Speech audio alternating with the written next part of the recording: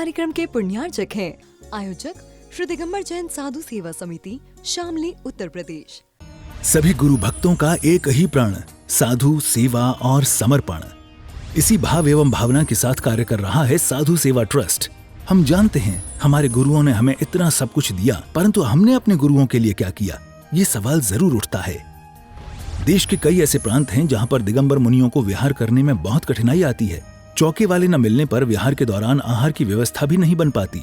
कई गांव व शहर आज भी ऐसे हैं जहां साधु संतों के चातुर्मास नहीं हुए हैं। इन सब को देखते हुए श्री साधु सेवा ट्रस्ट का उदय हुआ, जिससे दिगंबर मुनियों के आहार, विहार, प्रवास आदि की व्यवस्था को सुचारू रूप से बनाया जा सके, जिसके माध्यम से हमारा समाज, धर्म, संस्कृति सब सुरक्षित रह सकते हैं। क्यों न हम भी अपनी चंचला लक्ष्मी का सदुपयोग करें एवं अपने सच्चे गुरुओं की रक्षार्थ हेतु आगे आएं। योजना: परम संरक्षक 1,11,111 रुपए, वरिष्ठ संरक्षक 51,151 रुपए, संरक्षक 31,131 रुपए, आजीवन सदस्य 21,121 रुपए, सदस्य 11,111 रुपए। खाता विवरण: account name VVSP Sadhu Seva trust, bank name HDFC bank limited, account number 50200073358170, IFSC code HDFC 0001273, trust PAN card AADTV 8567E, mail ID vvspsadhusevatrust@gmail.com।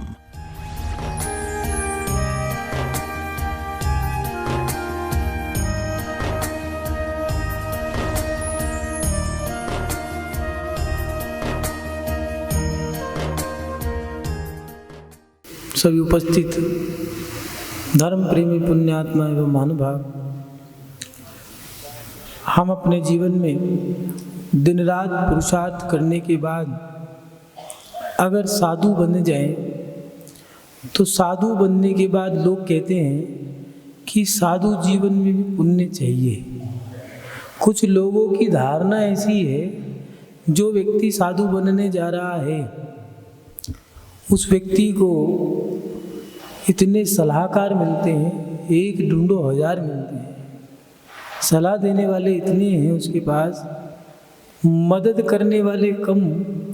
उसकी साधना में, उसके मार्ग में, उसके लक्ष्य में सहभागी बनने वाले कम, सलाहकार ज़्यादा होते हैं। लोग कहते हैं साधु जीवन में भी पुण्य चाहिए। क्यों? क्योंकि साधु जीवन में अगर भीड़ ना हो, धनवान भक्त ना हो, यश ना हो, तो ये सब अगर नहीं है, ये सब भी होना जरूरी है। अगर ना हो तो कहते हैं वे साधु नहीं है। साधु जीवन में बड़े बड़े भक्त हों, साधु जीवन में पुण्य इतना चाहिए कि भक्त की बड़ी लंबी कतार और भीड़ लगी रहे, बोलियां लगे तो करोड़ों की लगे, जब वो चलें तो उनके पीछे आगे भीड़ हो, अगर वो बैठे तो उनके पास बड़े बड़े भक्त बैठे हैं, धनवान व्यक्ति। ऐसा होना सही है क्या? कुछ लोग ऐसा कहते हैं। साधु जीवन में प्रभावना और साधना में संतुलन भी बनाना पड़ेगा। अगर हम साधु बनने जा रहे हैं तो संतुलन बनाना जरूरी है, क्योंकि साधु बनने के बाद निश्चय यही एक धर्म साधु का है। अप्पा अप्पम में रहो, जो जानादि अनंताणम सो जानादि सब्बाणम, जो जानादि अप्पाणम सो जानादि सब्बाणम, जो जानादि अप्पाणम सो जानादि सब्बाणम। तो फिर क्या करें? जिसने भगवान को जान लिया, अरिहंत भगवान को, उसने सब जान लिया। जिसने स्वयं को जान लिया उसने सब जान लिया। फिर क्या करें? अप्पा अप्पम में रहो, अपनी आत्मा को अपनी आत्मा में लीन करो। फिर 24 घंटे ही आत्मा में लीन रहेंगी क्या? क्योंकि 24 घंटे अगर आत्मा में लीन रह रही है, अंतर मुहूर्त भी आत्मा में आत्मा को लीन करके कर्मों की निर्जरा कर ली, तो फिर तो केवल ज्ञान हो जाएगा। फिर क्या करें? निश्चय में और व्यवहार में भी रहना पड़ेगा। तो फिर कह रहे निश्चय में नहीं रह सकते तो व्यवहार में रहो। व्यवहार का धर्म भी बताया है, पूजा पाठ माला जाप इत्यादि करो। अगर व्यवहार निभाना है तो कैसे निभाएं? निश्चय में जाना है तो कैसे जाएं? भैया बड़ी कठिन बात है। साधु जीवन कोई सरल जीवन नहीं है। साधु जीवन जितना कठिन मार्ग मोक्ष मार्ग है, उससे भी कठिन जीवन जो है वो साधु का है। साधु के जीवन में एक नहीं हजारों लाखों बातें ऐसी हैं जो कष्ट में हैं। गर्मी सर्दी और बरसात ये सहन करना, इसके साथ हारी बीमारी परीक्षों को सहन करना स्त्री परिचय है। साधु का स्त्री जे परिचय दिया है, स्त्री को परिचय सहन करना है। माने जो दिगंबर साधु है वो दिगंबर हैं, बिना वस्त्रों के हैं। दिग अंबर, जिनकी दिशाएं ही अंबर हैं, वस्त्रों का जिन्होंने सब पूर्ण त्याग कर दिया है, ऐसे वो दिगंबर साधु। और सामने स्त्री है, तो अपने आप में ये परिचय है। स्त्री परिचय दिया है, पुरुष परिचय नहीं दिया। लेकिन आज के समय में साधुओं को पुरुष परिचय भी सहना पड़ता है। पुरुषों के अहंकार को, पुरुषों की बातों को, बहुत सारी चीज़ें ऐसी हैं जो साधु को सहनी पड़ती है। महानुभाव, फिर एक समस्या खड़ी होती है, मन में जिज्ञासा उत्पन्न होती है कि साधु जीवन में कुछ लोग कहते हैं कि प्रभावना करो और आचार्य भगवंत कहते हैं कि साधना करो। साधना और प्रभावना, इन दोनों में संतुलन कैसे बनाएं? अगर बड़े बड़े भक्त नहीं है तो साधु नहीं, भीड़ नहीं है तो साधु नहीं, ज्ञान नहीं है तो साधु नहीं। क्यों भैया, किसने कहा? जरूरी नहीं है इन चीज़ों के, ये चीज़ें जरूरी होनी है। अगर ये चीज़ें ना हो तब भी साधु हैं। कुछ लोग कहते हैं प्रभावना करो, समाज में प्रभावना की आवश्यकता है। आचार्य भी कहते हैं जाओ छोटे छोटे गांव, कस्बे, नगर, महानगरों में जाकर के धर्म की प्रभावना करो। अब प्रभावना करें तो साधना छूटती है और साधना करें तो प्रभावना छूटती है। दोनों में संतुलन कैसे बनाएं? साधना और प्रभावना कैसे करें? तो महानुभाव, आचार्य कुंदकुंज स्वामी जी ने हमारी इस जिज्ञासा का समाधान भी बहुत सटीक रूप से दिया है। आचार्य कुंदकुंज स्वामी जी का उपकार है कि उन्होंने गृहस्थों के लिए ही नहीं, साधु के लिए भी ऐसी ऐसी बातें कही हैं कि साधु अपने जीवन को कैसे जी लें। साधु अपना जीवन और उसके साथ साथ साधना, प्रभावना, आराधना, अपने मन को, स्वयं को नियंत्रित करना, ये सब चीज़ें कैसे करनी है। आचार्य कुंदकुंज स्वामी जी साधुओं पे उपकार करते हुए कुछ गाथाएं यहाँ लिख रहे हैं, उनको उच्चारण कर लेते हैं।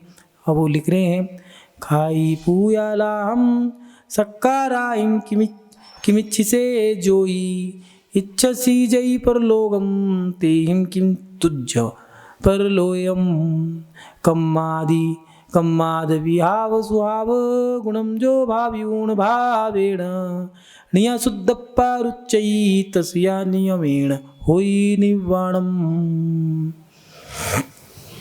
आचार्य कुंदकुंज स्वामी जी लिख रहे हैं, हे योगी, यदि तू परलोक चाहता है तो खाई ख्याति, पूजा, लाहम लाभ, ख्याति पूजा लाभ, सक्काराइम सत्कार आदि को क्यों चाहता है? इनसे तुझे क्या परलोक मिलेगा? माने अच्छा लोक मिलेगा? नहीं मिल सकता। वो पूछ रहे हैं, अगर तुम्हें ख्याति पूजा लाभ ये चाहिए तो जो तुम करने जा रहे हो, तो इनकी चाह जो है, ये चाह तुम्हें परलोक दिला देगी। जिस लोक के लिए तुम साधना कर रहे हो, कौन सा लोक? वो अच्छा लोक। लोक भी एक नहीं है, त्रियंच लोक है, जिसे दानव लोक कहते हैं। ऐसा दानव लोक, त्रियंच लोक, मनुष्य लोक, देवलोक और एक नरक लोक, ऐसे 4 लोक हैं। इनमें जन्म लेने वालों को नारकी, देव, मनुष्य और तिरंज कहते हैं। जहाँ ये रहते हैं, जितने समय रहते हैं, उसको मनुष्य गति, मनुष्य आयु, नरक आयु, नारकी, देव आयु, देव और तिरंज में रहने वालों को तिरंज, और जब तक रहेंगे उस समय की आयु, और वो जहाँ रह रहे हैं उसको गति भी कहाँ है। महानुभाव, कौन से लोग की इच्छा कर रखी है? हमें चाहिए तो मोक्ष और साधना, हम कहीं ऐसा तो नहीं इन चारों लोकों में से किसी एक लोक की कर रहे हों, क्योंकि इन सब के ऊपर एक लोक है, वो है सिद्ध लोक। लोक के अग्रभाग पर वो ऐसी अवस्था है, वो ऐसा स्थान है जिसको कहते हैं सिद्धालय, सिद्ध अवस्था। वहाँ से पुनः लोग व्यक्ति भटकन की क्रिया नहीं करता है, लेकिन जिस लोक में हम जाने की सोच रहे हैं सिद्ध अवस्था, क्योंकि वहाँ पर तो अपार सुख है, सुख ही सुख है। सुख कैसा है? ऐसा सुख ना तो वहाँ राग है, ना देश है, ना मोह है, ना छल है, ना कपट है, ना जन्म है, ना मरण है, ना कोई आशा, ना कोई इच्छा, ना कोई महत्वाकांक्षा। बस आत्मा आत्मा में लीन है, कोई जन्म मरण नहीं, कोई मृत्यु नहीं, कुछ नहीं है वहाँ। तो बस आत्मा ओमकार में है, स्वयं आत्मा से एक ध्वनि निकल रही है। क्या हो रहा है कुछ नहीं पता, बस अब ये संसार में भ्रमण नहीं करेगा। प्रत्येक व्यक्ति की एक ही इच्छा रहती है कि संसार के कष्टों को दूर करने का कोई उपाय मिल जाए और एक ऐसी अवस्था मिल जाए जहाँ से हम दोबारा जन्म ना करें, दोबारा मरण ना हो। महानुभाव, आचार्य कुंदकुंद स्वामी जी लिख रहे हैं, हे योगी, यदि तू परलोक चाहता है तो ख्याति, पूजा, लाभ, सत्कार आदि क्यों चाहता है? इनसे तुझे क्या परलोक मिलेगा? जो सब चीज़ों से परे है ऐसा लोक वो मिल भी पाएगा? अगर ख्याति में साधु ही फंस गया, अगर साधु ही लाभ की इच्छा रखने लग गया, सत्कार साधु ही इच्छा रखने लग गया, मेरा भी मान सम्मान हो, फिर तो गृहस्थ ही बढ़िया था।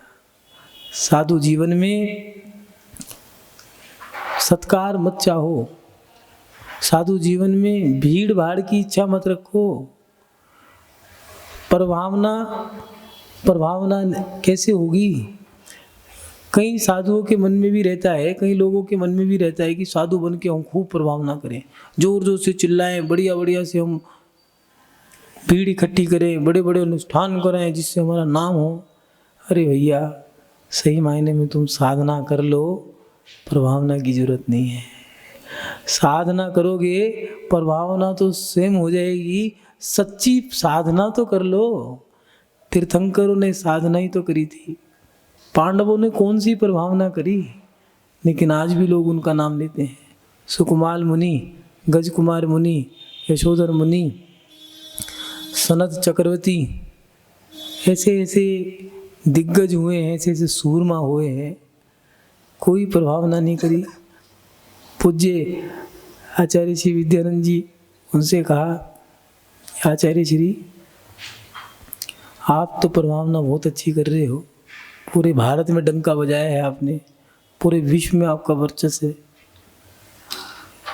कई साधुओं के मन में रहता है कि हम ऐसी प्रभावना नहीं कर पा रहे।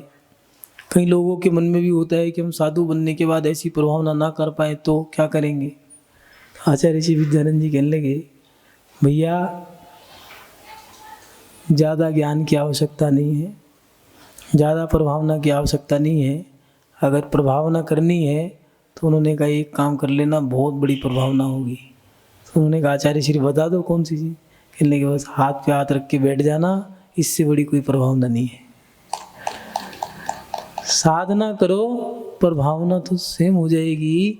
ख्याति, पूजा, प्रतिष्ठा, सत्कार, मान सम्मान, अगर इन चीज़ों में उलझ के रह गए भैया, अगर अभी दूध पानी छाछ मट्ठा बढ़िया से बढ़िया पकवान, घूमना फिरना, यात्राएं करना, अगर इनकी चाहई है तो फिर तो भैया घर में रह लेते।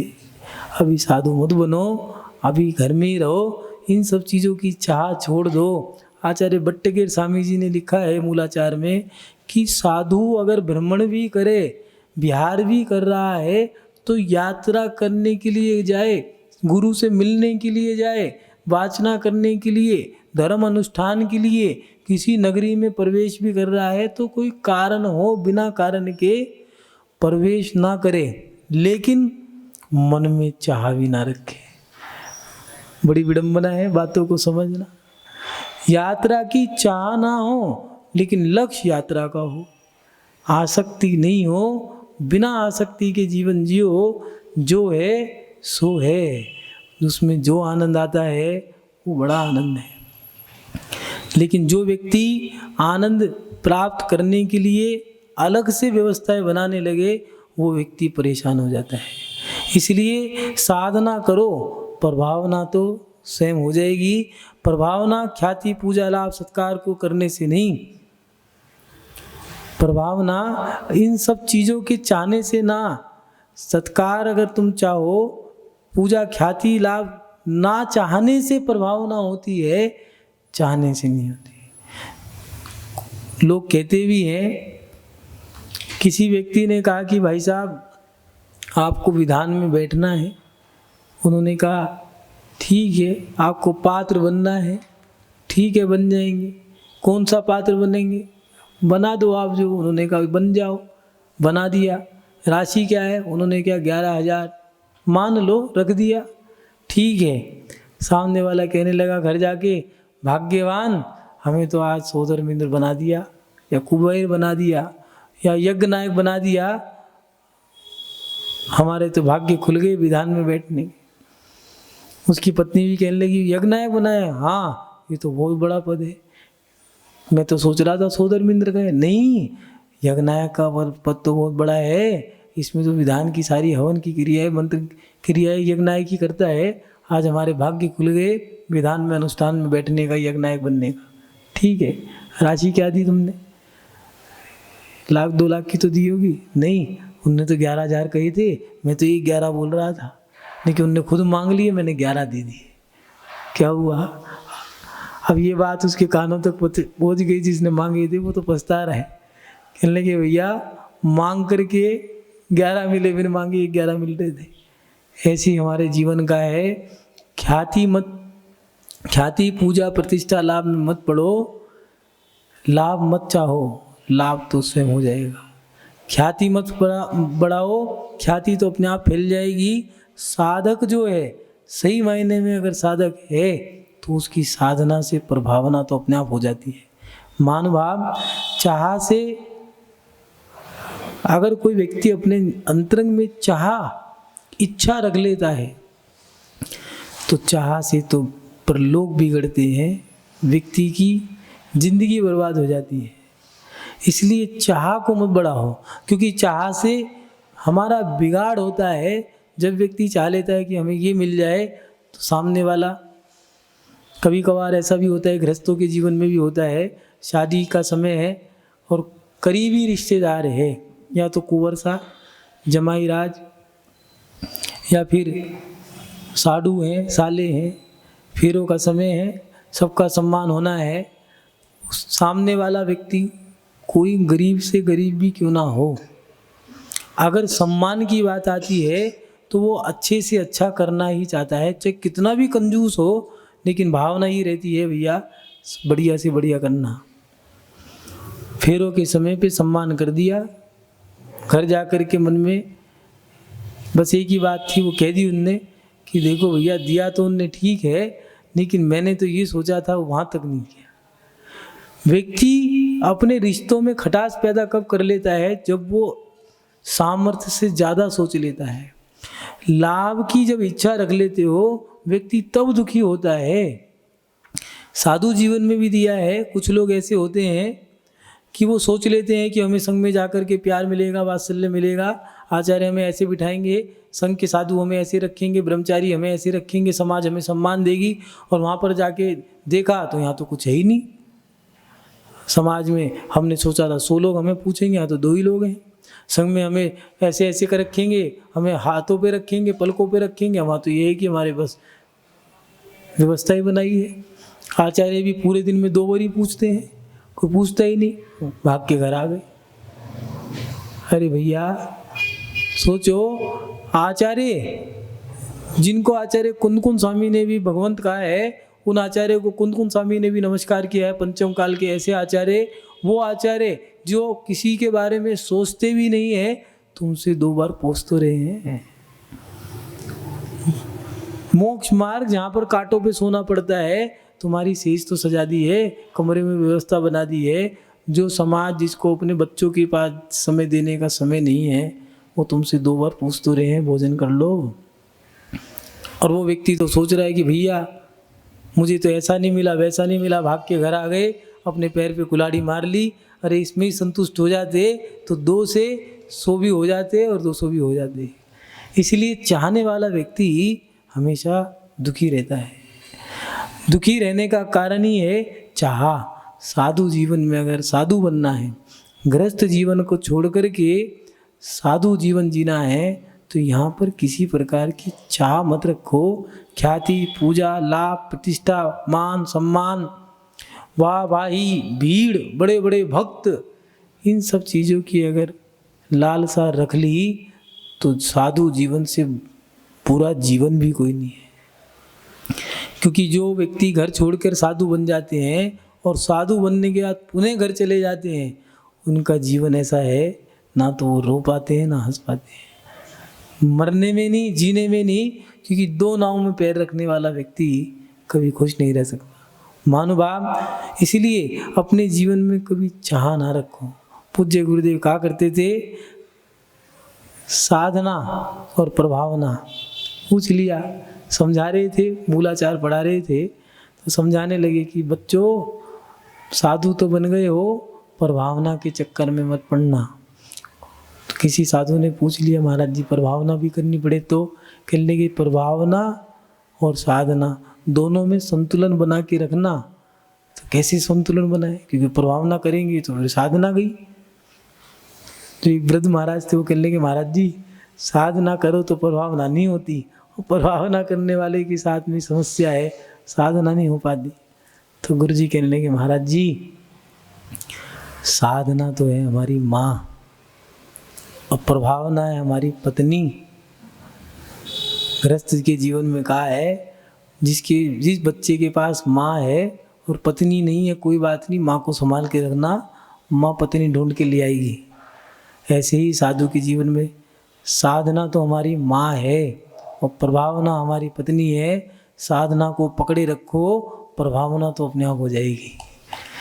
पत्नी तो तुम्हारे पीछे चक्कर लगाएगी। इसीलिए साधु जीवन जो है ये संतुलन बनाने का है।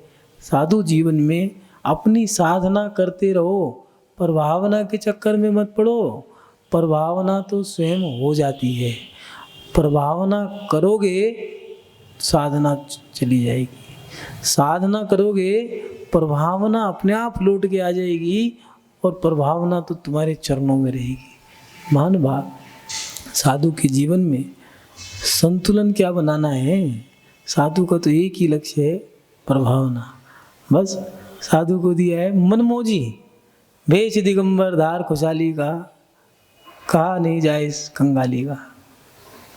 ऐसा जीवन साधु जीवन। उठाया पीछी का मंडल, चले गए। बैठे थे ध्यान में, याद आ गई मासोपवासी मुनि महाराज की। ठीक है चलो आज उपवास ही ठोक दिया। समाज कह रही महाराज जी बता तो देते, चौका खाली चला होगा। अब भैया चला गया। साधु तो मनमोजी है, अब क्या करें? अपने भाग्य को रो, तुम्हारा पुण्य नहीं था, क्या करें?